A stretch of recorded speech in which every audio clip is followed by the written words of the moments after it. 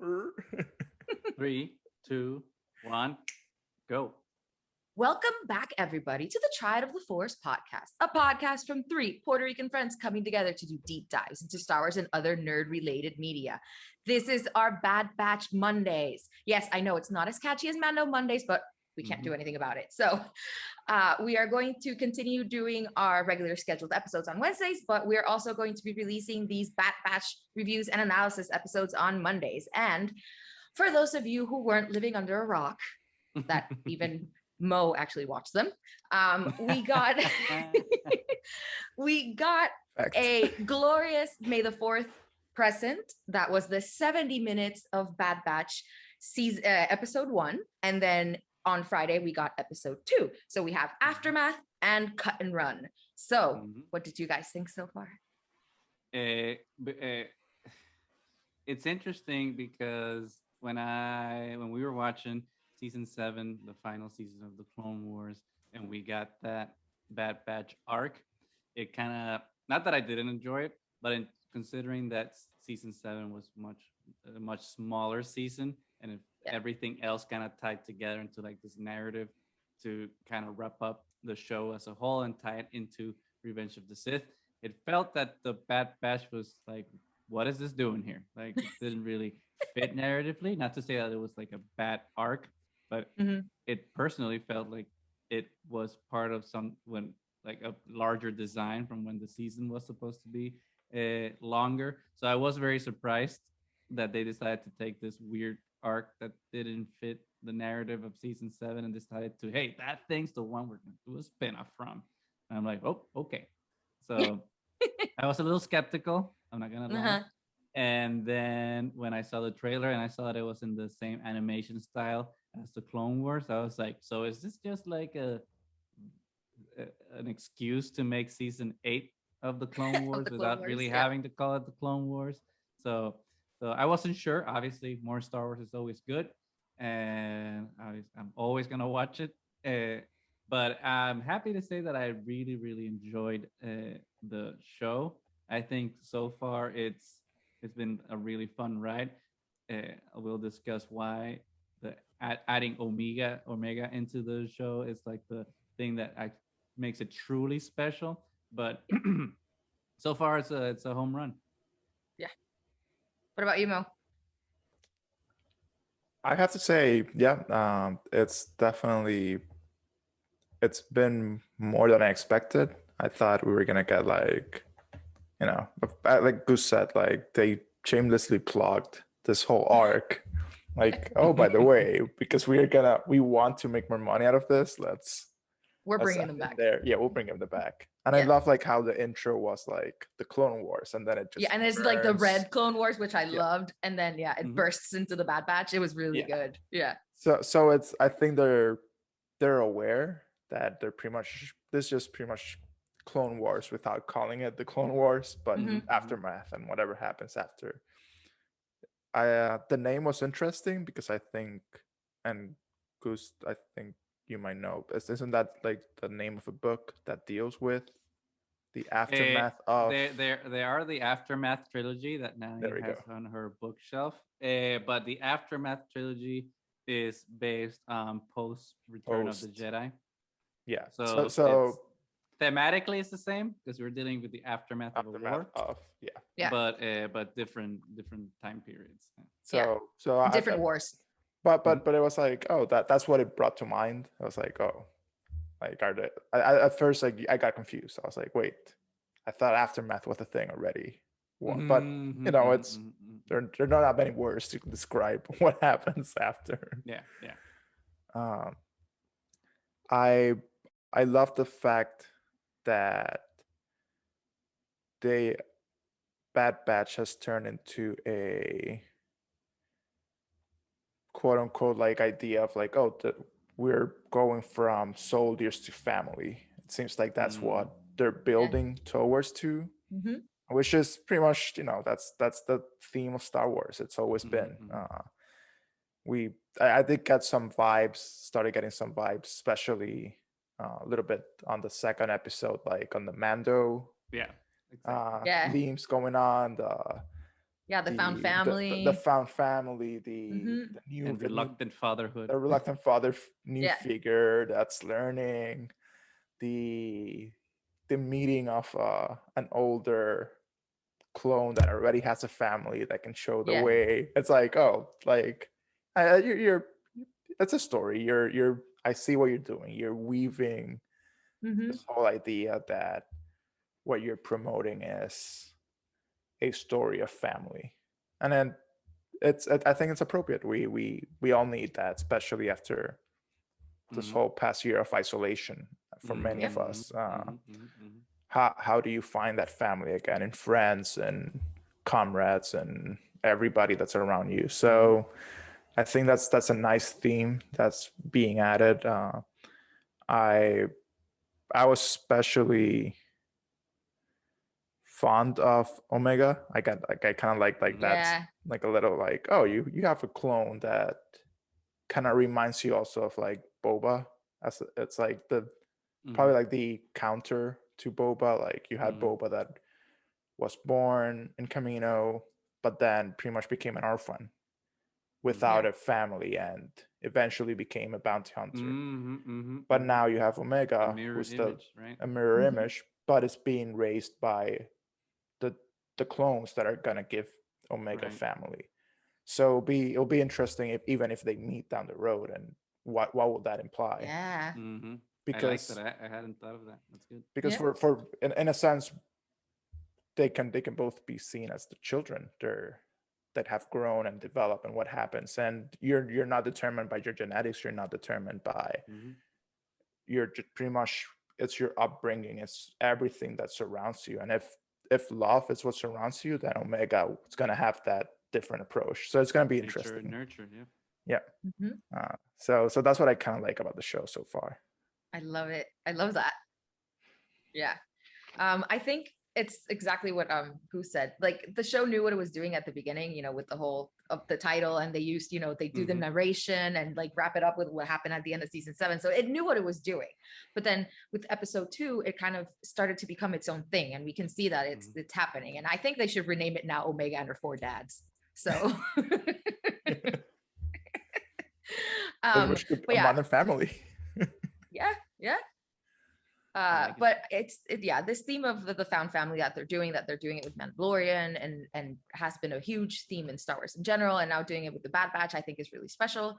And I'm really looking forward to where this show goes. But I think we should just go straight into the episode, and you know, just you see Aftermath in red, and I was like, shit, we're going straight into Order 66, aren't 66. we? Yep. Yeah. Here we go. I do appreciate that they did it that exactly that way, because it's like, one, we'll get it out of the way.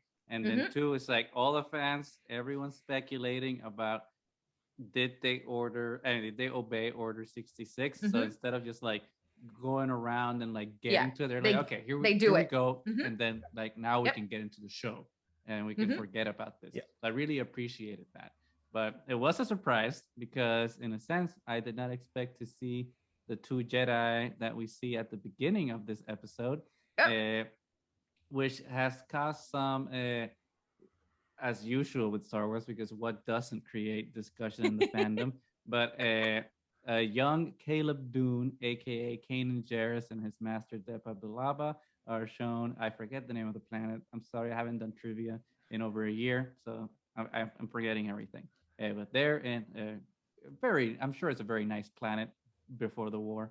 But they're getting their asses handed to them from the by the clankers, and all of a sudden Clone Force 99 shows up to lend a helping hand.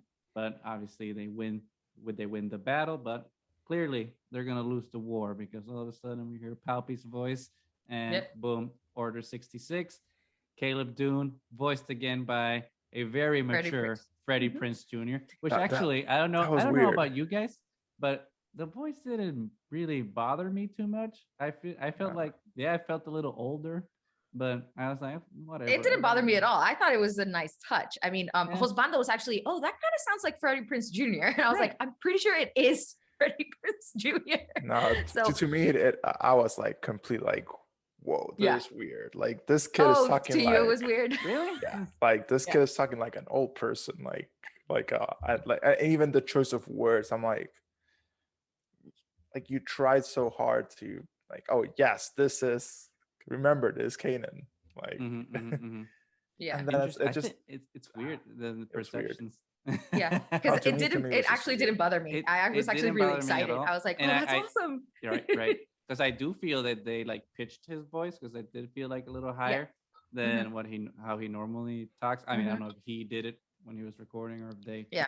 in post pitched it up, but it didn't bother me. It's like I was like so like weird my man out Freddie. by it. It's like Puerto Rico in the house always. I'm Yep. cool with it. And then and then baby Caleb was like this like super very white boy. I'm like, wait, that's not Kanan. Like, To be fair though, like this is something that we should probably, it's a larger conversation, especially it's going on in the fandom a lot, but like Caleb slash Kanan Jarrus is coded to be a Hispanic character, and that's a conversation I think is very interesting, especially in terms of Hispanic slash Latin Latina people, because like I mean, look at the three of us. I mean, the three of us aren't like the paragon of brownness. no, but Kanan was a darker skin. Like, was he though? Like in Rebels, he wasn't. You know, I don't And it's buy a different animation style, and it's different. Yeah, and they were in the snow. That's a lot of sunlight. Like, look, when there's sunlight here, I look pink. So it's kind of like. But if we go to the beach, all three of us are gonna turn, super dark. So with Caleb slash Kanan, like I'm gonna let it fly. I mean, we all know our good friend Jade. We know our friend J-Lo, not the celebrity, our high school friend. He's as pale as a glass of milk. So is El Josbando. He's a little darker than J-Lo though. That's besides the point. I think that for the Hispanic community is a little more nuanced conversation because we don't look like one thing. So that's why, like in that sense, I'm happy that they brought back Freddie, because like, okay, well, we still have like a person of Hispanic heritage still doing the voice of that character. So, in that sense, I'm like, I think especially when the whitewashing controversy with the Bad Batch, which we'll get to maybe in this episode or some other episode, I think it's more complex than how they're trying to simplify it. But besides the point at this point in the conversation. At this point, it's a very interesting conversation, and definitely something that needs to be discussed for sure in terms of like how things are represented. Absolutely. But anyway, getting back to the episode, I think it was really cool to watch, the Kanan Padawan like actually see that betrayal of the clones and how it all plays out. That trauma that he, carries for forever. That first time he meets Rex and doesn't want to trust any of the clone troopers because this happened to him.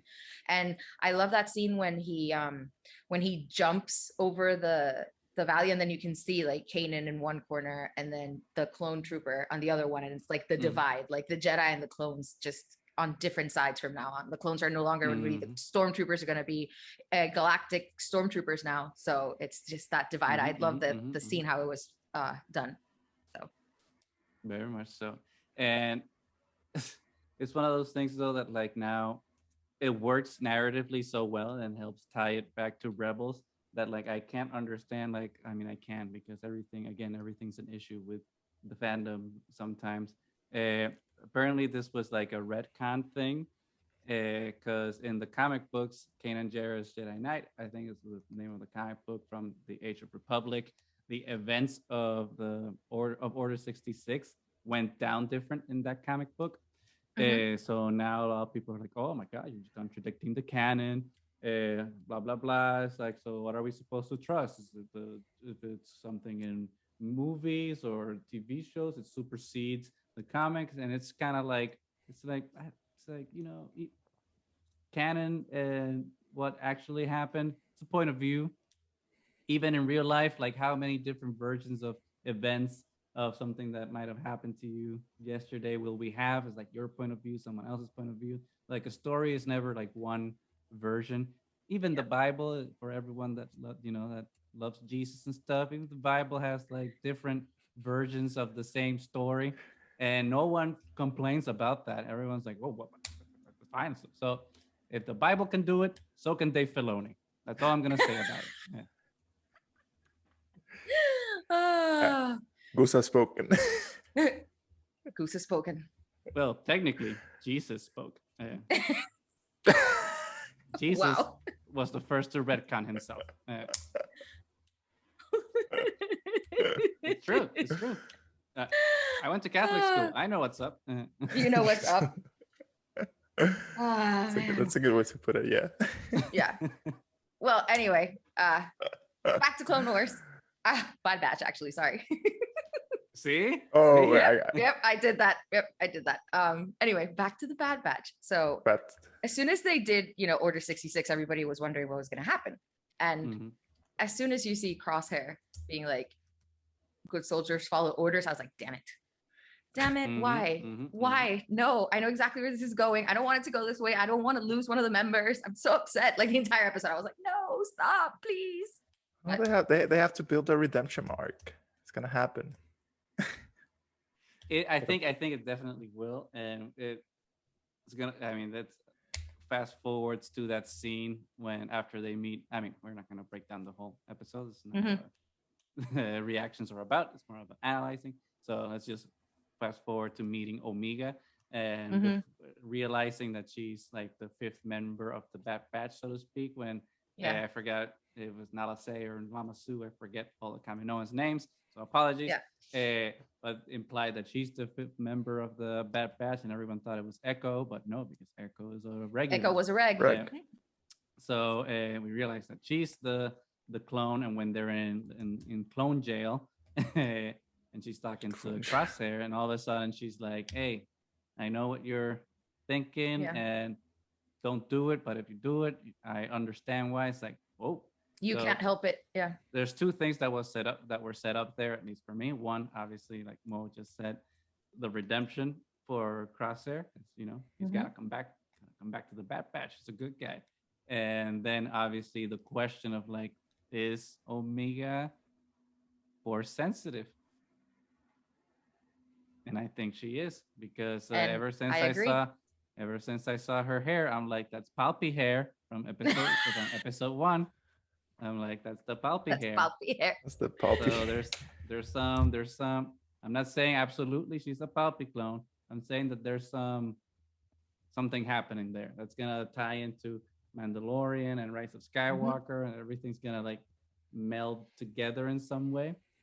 She's still a Django clone. I have no doubts of that. I guess she has the New Zealand accent. She's still like a clone, and her eyes are the same as the clones too. I think she's sprinkled with a little extra Palpy.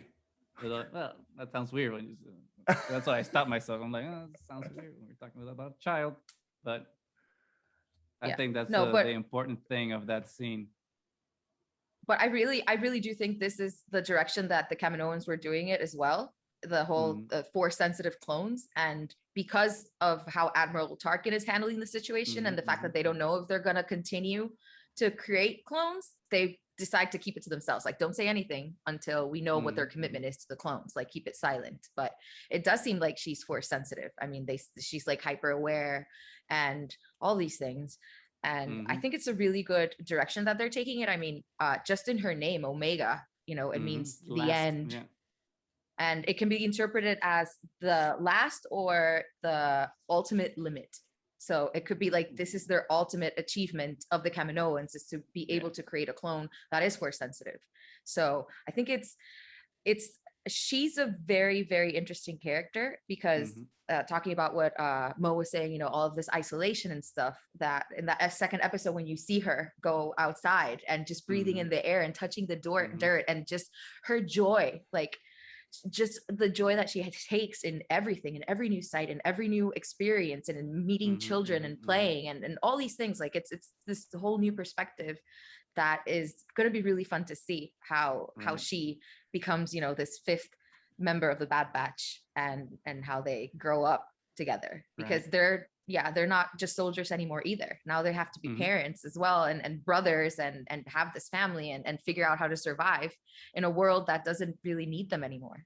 Their purpose has been taken away from them, so they have to find a new one. And I think it's being really well handled so far. So but to tie back to like what you were just saying, was Mo had made the point of like I thought it was genius because at first, like when I was seeing like Omega, I was kind of comparing her with Ray and like how their journeys are going because Okay. Ray from a desert, dry planet, Yeah. Omega is from like a wet, moist planet, right? Mhm. And they both get excited when they see like the opposite thing in a way, right? Like Ray Yeah. gets excited in Last Jedi when she sees rain for the first time and she's touching Yeah. it, and then Omega gets excited when she's seeing like the dirt Yeah. on that planet for the first time. So I'm like, okay, so the parallels of like how these characters are working are really interesting. But then I loved the whole thing that Mo was saying about like the Boba. father figure of Django versus Omega, because obviously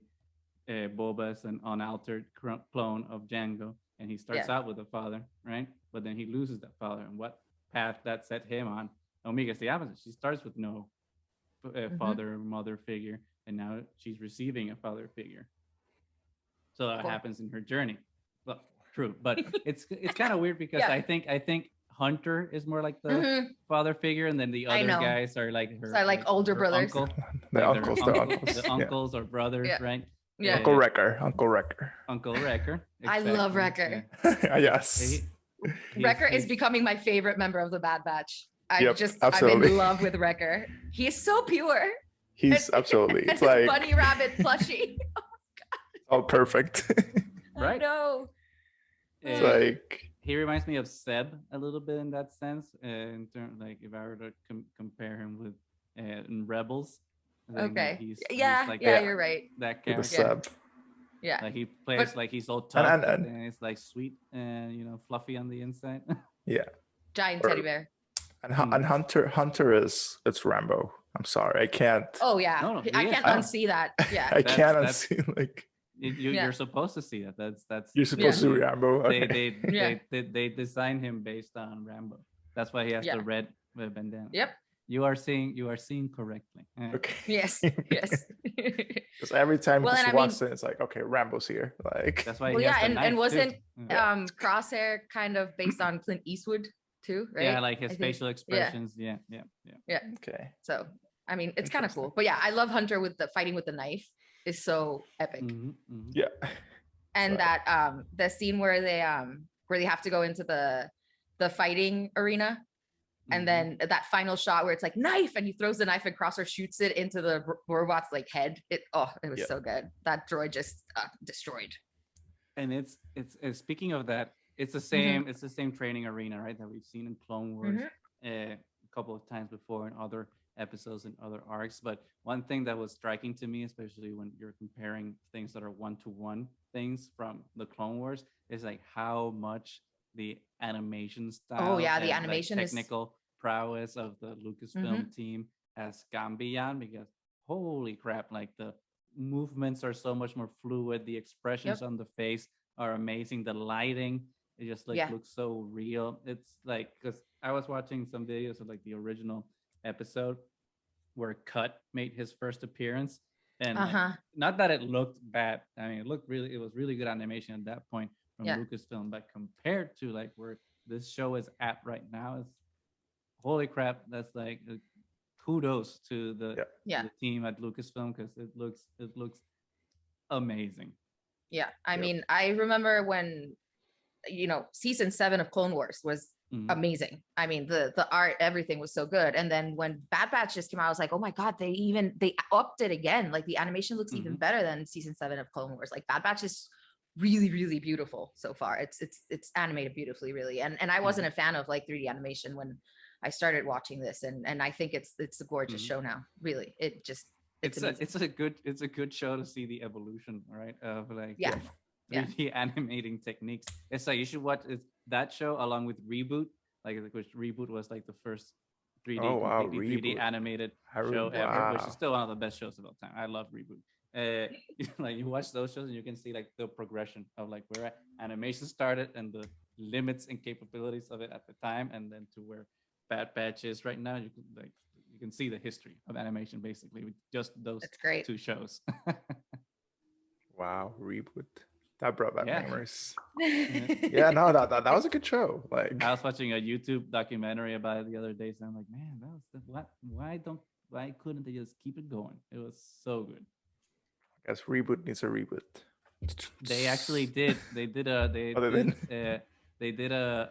I don't think it was a reboot necessarily of it, but let's call it a reimagining, for lack of a better word, on Netflix. But it was like live action mixed with and it was like I saw the trailer. I'm like, this is not what reboot was about, so I just skipped it. I don't know if it's still going, but Yeah. it's made by different people than the original. But anyway, Okay.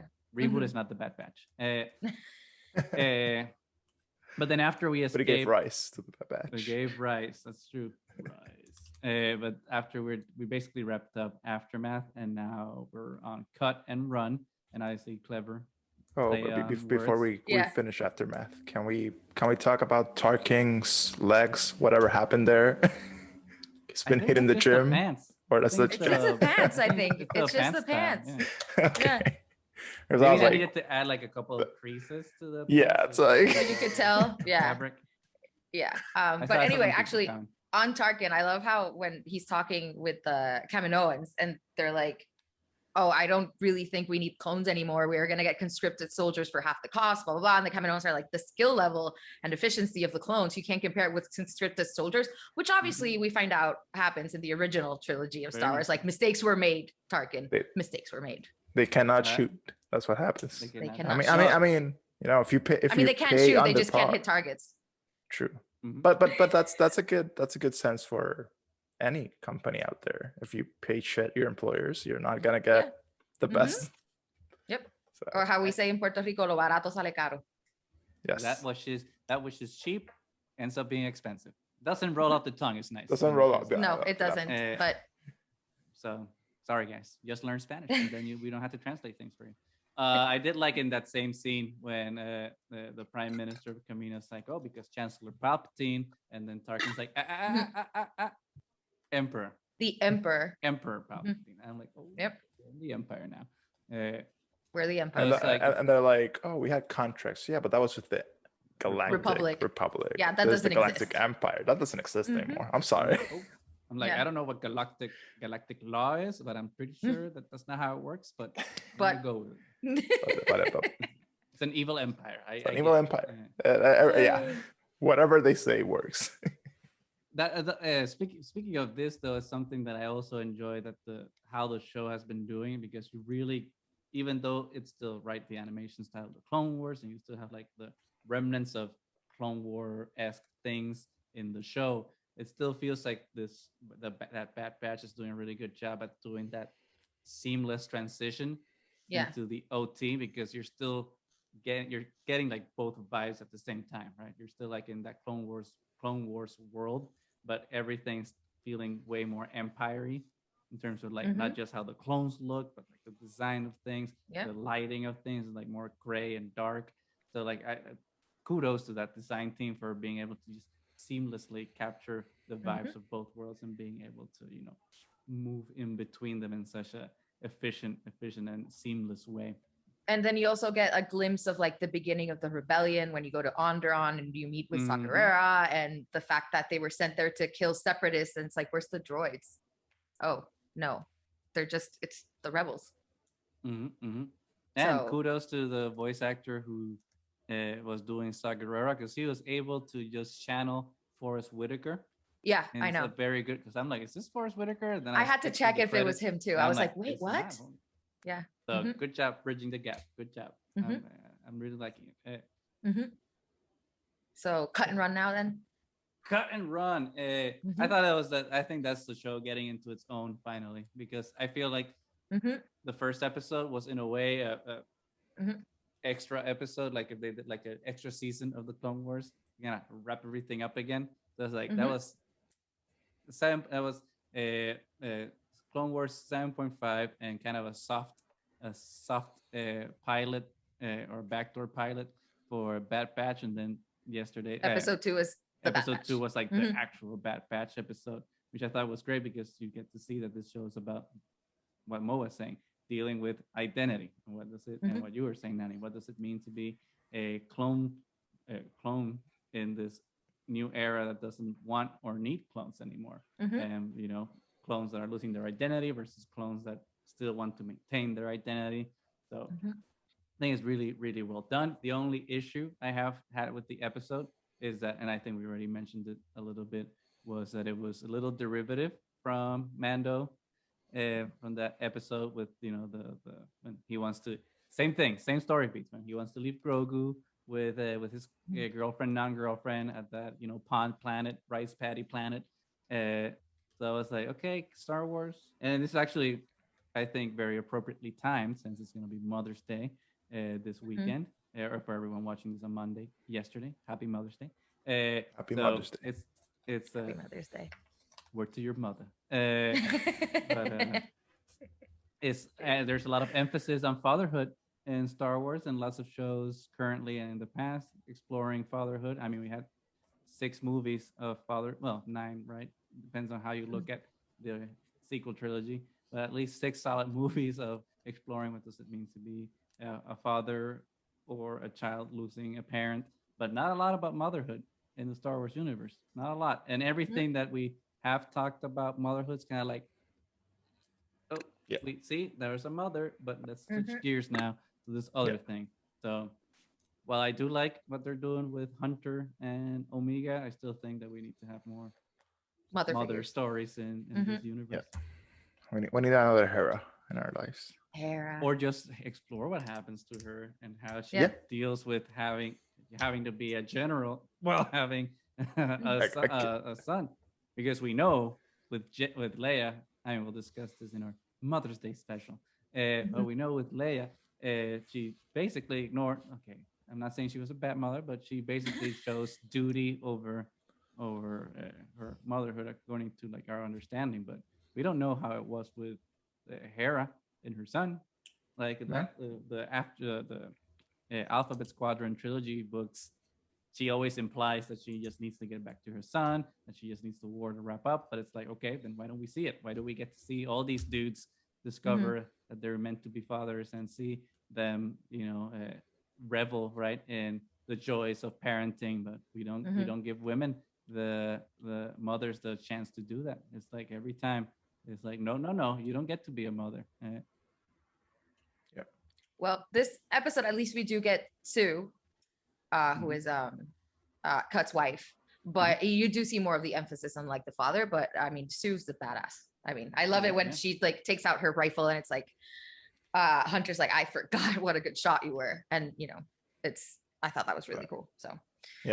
So yeah, the episode, I really enjoyed it. I mean, as soon as in the previous episode they say like we're going to J19, we know a guy, I was like, oh, please let it be cut. Yes. Really? Because I went to Rex first. I was like, oh, really? No, I went to saw Cut. Rex in the trailer. Interesting. Yeah. No, I went to Cut. I just remember, I think the episode that Cut was in was the first episode that I really, really started to love the clones. When you start to see that individuality and that, wanting an identity apart from being that soldier, and then how he teaches Rex to do that as well. So that was when I really started like, wow, the clones are awesome. And I think that's the episode that really got me there. And, seeing Cut again. And now that he has to teach them how to be clones that are not soldiers anymore, because he's been doing this for a while and he has a family and his family's his priority. Like when the Bad Batch offers to give him a ride, they're like, no, you guys are wanted men. I can't do that. Like I need to get on a transport and be away from you people because my priority is to keep my family safe. Yeah. So I think that was a really cool clone to bring back right now. I'm sure we're going to see Rex at some point. They already talked about the fact that Rex was there right before. Yeah. I'm assuming spoiled it in the trailer. Yeah. But I haven't watched the trailer. Yeah, I haven't either. Then so I try to stay away. You spoiled it for me. Thank you. Well, that's why this episode has a spoiler alert. But the thing is, do we think that his ship didn't activate because there weren't any Jedi nearby that he could attack, and then maybe Rex disabled it because Cut was a regular? That's a good question. I've seen some discussion online about it, and I don't know if I have a good theory on it, except that I think there might. I mean, obviously, not obviously. This is fake, right? But have to remind myself sometimes that it's fake. Remember, fans, it's fake. But I would assume that the chip, if it's implanted in a biological being, the chip itself has a biological component. So biology is fluid, right? And like how it can evolve and adapt to itself and the environment. So maybe since it is a behavioral chip that affects how they respond, maybe it is and can inversely work that way, and like through its consciousness and personality, you're able to like override it, because in a way that's what the Bad Batch did, right? Some of their ships like didn't work because of how their genetics or personalities or something didn't allow it to manifest itself, and but it did work on Crosshair.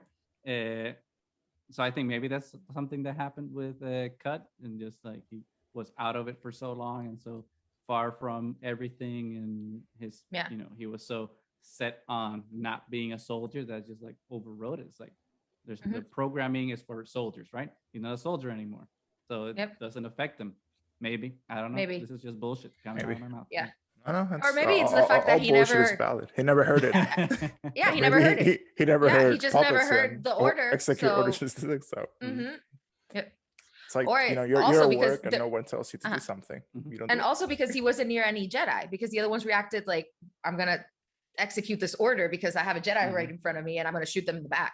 But he was in the middle of nowhere with his family. So, but I'm thinking Rex probably did show up and maybe disabled it to make sure it doesn't activate. If that's a possibility, the chance, so I don't know, because his timing is kind of, not coincidental. and good point. Now I don't remember if Kat saw Rex. Does that mean Kat also saw Ahsoka, or did they leave together? No, they went separate. Okay. Like Journey, separate ways. It's a great. I love Separate Ways. Thank you. It's a good song. Yes, good song. That was great good. for karaoke. I miss karaoke. Thank you, COVID. Speaking of which, I do get my second COVID shot this week. Finally. Congrats! I already have both mine. Thank you. I'm already fully vaccinated. So I'm 50%. 50%. Almost there. Almost. Oh, but remember, 2 weeks after your second. Yeah. And it doesn't make you 100% immune, so please continue to 90 social distance and all these things. So. Social distance, and there's other strains from other variants. Yep. So still, I think we're supposed to be getting, from what I read on the news yesterday, booster shots every 9 to 12 months or something. I don't think they've confirmed exactly how much, but it'll happen. Yeah, it depends on which one you got. But it's funny. It's funny. Not to shift gears, right? We're talking about Bad Batch, but public health is very important, especially with COVID-19. I've heard people be complaining about getting like the booster shots for for COVID, and in the back of my mind, it's just like, you get your flu shots every year. It's the every same year. thing. Yeah, it's exactly the same thing. If you get your flu shot, then you should not be complaining about getting an extra shot for this. It's like, come on, let's but agreed. Let's understand what we're doing here. But but the question is, do they get the flu shots? If that's even if they don't, they're not complaining that it's a thing, right? Yeah, well, true. Who knows? Maybe they do. Yeah, there they are. Anyway, back to the Bad Batch. Back to the Bad Batch. So just in case, vaccines are not the Empire registering you. So that's we're not in Star Wars. This is not. It's not chain codes. Yeah. It's not a chain codes. Yes. Which I do love that line. It's like, it's ironic. Like clones wanted to get individuality, rejected numbers, and got names, and now people, like all these other people, are getting in line to become a number. And then Tech is like, well, it's ingenious. Yeah, I love Tech, because it is ingenious. It's just it's not talking about how morally right it is. It's just saying, well, it is an ingenious thing. I mean, Tech kind of reminds me a little bit of Spock. Like he has the whole like Vulcan attitude too. Yeah. And it's like when they talk about the inhibitor chip, you didn't tell us about the inhibitor chip. Well, I told you were conditioned. How did you think it worked? How else you idiot. I also liked it because I felt like it was also kind of a jab at the fans. It's just like, well, what else did you think? Spent, do I need to explain it? Before it was revealed it was chips. The fandom was like, how does it work? How does it? It's like, And this is them being How like, do you think "How it else? works?" Here you go. This is it. Take it and go." They couldn't go. I mean, it's way better than the dark side works in mysterious ways, and that's it. So Yeah. True. Yeah. Science. science, Space science. Space science. Space science. I also do love that. I mean, you're in this world and everybody, like all the Empire representatives are like, the war is over. We are in peacetime. And everybody's like, but how is this peacetime? Like they're securing bases, they're collecting all the ships, they're tagging us with numbers, or otherwise we can't move around. It's like, this is a weird peace. It's a peace for who? Yep. Poppy sleeping very well. Oh, of course. In the Jedi, Ultimate power. Well, because he turns the Jedi Temple into the Imperial Palace, so he's sleeping very well there in Yoda's crib. He's like, this is my house now. All curled up because it's not that big.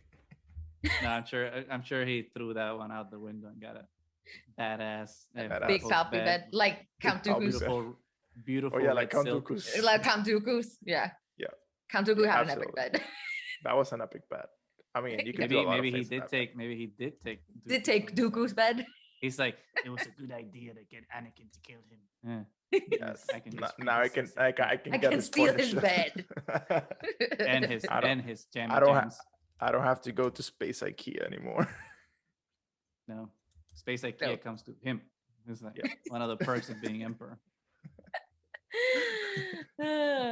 But I thought it was kind of cool to see, the exact speech from Revenge of the Sith and how the clones react to it. It's and the Bad Batch being like, do you doubt the reconditioning now? Because are you seeing this? Like, this is not okay. It's not okay. Yeah, it's not okay. That's some Nazi shit right there. Just a little bit. Just a little bit. Yeah, just a little smidge. bit. It's like the undertones. I mean, it's very subtext. Very subtext. Yeah. Yep. But do we have any speculation now where we're going with since obviously, I mean, we're doing the double episode, but this is still kind of the beginning of the show. We're gonna have 16 episodes this season. Do we want to speculate on episode 3 or where the rest of the season's gonna go before wrapping up? I have no idea. I have no idea how like Fennec Shan's gonna fit in here, how this is gonna happen. I do have to say that they're doing the addition of these like cameo characters way better than they do with Mandalorian, because I feel like they're here with a purpose. Especially like with Cut right now, like they need to learn from him, how to be a family, how to be a parent, and also how to, find their purpose of without being soldiers, and how to hide and stay under the radar, because Cut and his family was able to do that for all these years. The same I think with Kanan or Caleb Padawan version, like you get to see the betrayal of the clones and how it affected a Jedi. And even the Bad Batch, it's like, these are our commanders, like how is this happening? I mean, I remember when we were watching the Clone Wars, because I watched it for the first time, the whole time we were watching it, and you see this bond that the Jedi have with their clone troopers, like Cody with Obi-Wan and Rex, and the 501st with Anakin, and all these things. I was like, oh no, but we know obviously the Order 66 is going to happen. It's like if you think of them as just soldiers that betray you, it's one thing, but when you think about them as like your family that you've been traveling with, that you've been fighting with side by side, and that you've actually formed bonds with, suddenly shooting you in the back, it's just horrible. And to see the Bad Batch like seeing both perspectives, like why are they attacking the Jedi? Like what is this? And then when the Order comes through and Crosshair's like, well, that makes sense because they're traitors, and the rest of the Bad Batch that didn't get affected, like that makes no sense. What do you mean that they're traitors? Like suddenly, like they were our friends, they were our leaders, we fought beside them. Like how does it make sense that suddenly the traitors want to kill all of them? So I love the way that they're doing these characters that actually add something to the story, and it's not just like gratuitous, oh, here's somebody from some other show and we're just adding them in for fun.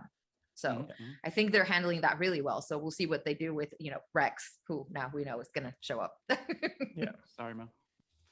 No, but to your point, I think in a way Bad Batch is rectifying, and I use this word very loosely, a mistake that Clone Wars did which was not really focused on any one character or group of people, right? Because Clone Wars is like different arcs with different people being protagonists for Mhm. that arc, so there wasn't really like a cohesive Mhm. journey that any one character or group of characters were going through. And obviously, Rebels was a 180 from that because it's like the Ghost Yep. family and their Mhm. journey together. Mhm. So, in a way, Bad Batch feels like it might. I mean, I don't want to talk prematurely. We've only seen two Mhm. episodes, even though they were great. I don't want to say that this is going to be a consistent home run. I hope it will, but it's kind of merging the best of both worlds from Clone Wars and Rebels, kind of like the massive scope and seriousness that Clone Wars have with the uh, family inward growth uh, themes that then Rebels had. So hopefully, like those two work in this show in a very cohesive manner going forward. Yeah. What about you, Mo? I think I'm trying. I'm gonna keep it without much expectations just yet. Just because I've been enjoying it so Yeah. far. I wa- I guess it'll be a little bit now like different seeing like how we do have like I mean it departs it mirrored like we said before like Mando, but I hope it diverges in the sense that now you do have the child can actually communicate and it's not Mm-hmm, just mm-hmm. like Mhm. we're you know it's Trying on to a it's figure on it a out without words. yeah Yeah. it's on a very it's on a more mature level. Omega clearly, I mean looking at what age they're trying to display Omega as and their maturity level seems like it's Mm-hmm.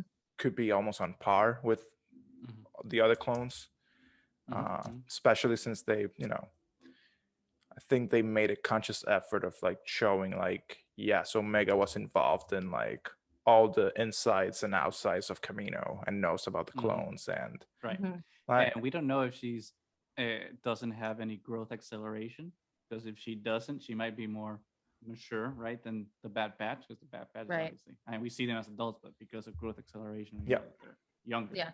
So emotional maturity, maybe she's more than that. she's on par with them. Yeah, that's there's the, Mm-hmm. which would which is it was interesting like when you both mentioned that, oh, they might be force sensitive. Like I thought I was like, oh, like that never crossed my mind. Like Mm-hmm. Okay. because the scenes were like, oh, this is someone that's a clone that's showing empathy, Mm-hmm. Mm-hmm. which Okay. is like right off the bat, it's like, oh, that means that it's somebody that just has a lot of knowledge of like how Mm-hmm. Mm-hmm. like Right. she was working at the medical bay. It seems like Yeah. she, Mm-hmm. I mean, Omega probably saw and like treated a lot of patients and know how to deal with their Mm-hmm. psyche. Mm-hmm. So there's that's a possibility that you know Right. This whole this force this sensitivity whole might be a red herring. yeah it might be a red herring. Yeah. It might be. We don't know. But then Mhm. again, yeah, like when you said, I was like, oh, that is quite a possibility. Like it kind of makes sense. Uh, I don't know if I'm excited to have more force sensitive characters. I mean, you already made we're we're looking at a story that's like not Jedi related, so Mm-hmm. like Yeah. getting another Exactly. force sensitive is like do you have to? But Mm-hmm. I don't think I'm Nani. You said like maybe we'll see like Caleb down the road. I don't think we'll see Caleb. I think that was just A one-off. like a Mm-hmm. one-off thing. I hope Like so. Anyway. Yeah. yeah. I at least I don't want to again see like Mm-hmm. it's not he just yeah I see like he could have like his own thing like run away and that's it, but Yeah. who No, that's knows, it. maybe Yeah. Yeah. Mm-hmm. maybe we'll see like how he meets Hera and the ghost or something, like who knows, but I doubt it. I think it's No, I don't like think so. No. um but yeah, I think it'll be interesting to see like, and then hopefully we'll see the redemption arc for Crosshair. Crosshair, because hey, they're all they're one family, they're part of like Mm-hmm. and They're I Bad Batch. think yeah the Bad Batch, and I think they set it up for that to happen. Like, well, and you can kind of see in the brig when Omega talks to him that he's like with his head, you can see that he's kind of probably trying to fight it, but then obviously they amplified the signal, so now it's like that much harder, but he's probably still like in there, like Crosshair's probably still in there. So I don't know, I guess we'll find out and see what happens as we continue to watch it. And there's very few things I can guarantee, but that is one that I am and we have to, you just have to, it's very well done in that it's also just, it's pure Star Wars. It's fun. It's beautiful to watch. I mean, Wrecker, it's just something else for me right now. I mean, I love to blow things up because I love to blow things up. Logic. I'm not behaviorally altered. I just love the things that I love.